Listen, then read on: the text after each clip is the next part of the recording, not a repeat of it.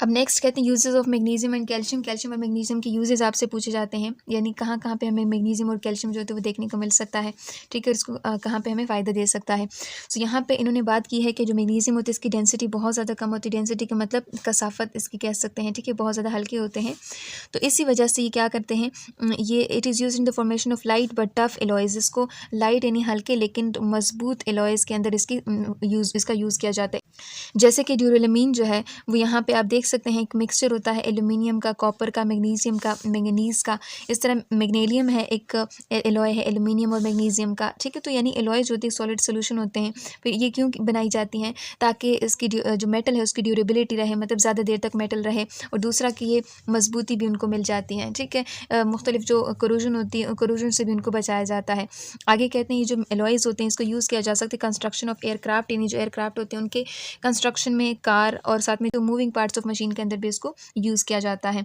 उसके बाद कहते हैं it is also used in photographic flash lighting powder, flames in fireworks. जो फोटोग्राफिक फ्लैश लाइटिंग पाउडर होता है उसके अंदर इस्तेमाल किया जाता है। ये किस तरह के पाउडर होते हैं, ये वो केमिकल होते हैं कि जो कि यूज़ किए जाते हैं और एक सडन फ्लैश लाइट जो होती है वो पैदा करते हैं, एक रोशनी पैदा करते हैं। और चूँकि आजकल तो इलेक्ट्रॉनिक फ्लैश लाइट्स होते हैं उसके अंदर ये यूज़ की जाती हैं, लेकिन इससे पहले जब पुराने वक्तों में इसको यूज़ किया जा सकता था, यानी जब फोटोग्राफी होती थी तो उसके लिए जब डार्क प्लेसेस होती थी जहाँ पे रोशनी नहीं होती तो उसको एज ए रोशनी के तौर पे इसको इस्तेमाल किया जाता था।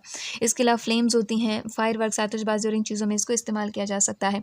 उसके साथ आगे कहते हैं it is used in as a deoxidant. अब डीऑक्सीडेंट इन मेटलर्जी यानी जो मेटल के जितने भी ऑपरेशंस होते हैं, मेटल की जो प्योरीफिकेशन है, मेटल की सेपरेशन है, उसके अंदर या मेटल के जितने भी बाकी काम होते हैं उसके अंदर एज ए डीऑक्सीडेंट काम करता है। डीऑक्सीडेंट का मतलब क्या होता है कि जितने भी मेटल होते हैं ये वहाँ से मेटल के ऑक्साइड होते हैं, मेटल के ऑक्साइड से ऑक्सीजन को रिमूव करता है। डीऑक्सीडेंट का मतलब देखिए ऑक्सीडेंट ऑक्सीडेशन से निकला है ना, ऑक्सीडेशन ऑक्सीजन की एडिशन, और डीऑक्सीडेंट का मतलब ऑक्सीजन रिमूव करवाना।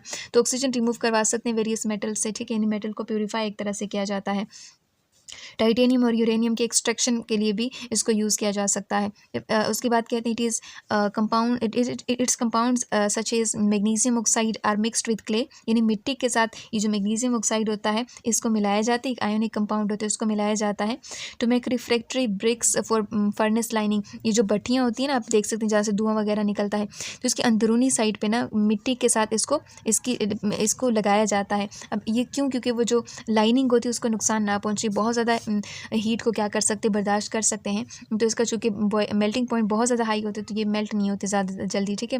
तो जो भट्टी होती है, फर्नेस होती है, वो महफूज रहता है हीट के इफेक्ट से। उसके बाद कहते हैं जो मैग्नीशियम सल्फेट होता है इसको टेक्सटाइल यानी कपड़ों की इंडस्ट्री है, पेपर इंडस्ट्री है, सोप फॉर्मेशन है, और इसके अलावा जो फार्मास्यूटिकल इंडस्ट्रीज जो मेडिसिन बनाने वाली कंपनीज़ हैं तो उसके अंदर इसको इस्तेमाल किया जाता है।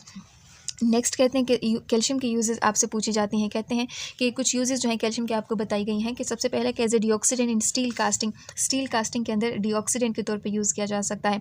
स्टील क्या होता है, एक एलॉय होता है आयरन का प्लस कार्बन का, ठीक है। तो इस दौरान एज ए डीऑक्सीडेंट यूज़ किया जा सकता है। जैसे हमने कहा कि जितने भी मेटल होते हैं, मेटल के जो ऑक्साइड होते हैं वहाँ से ऑक्सीजन को रिमूव करवाने के लिए इसको इस्तेमाल किया जा सकता है। कॉपर एलॉयज़ में इसको एज ए डीऑक्सीडेंट यूज़ किया जा सकता है।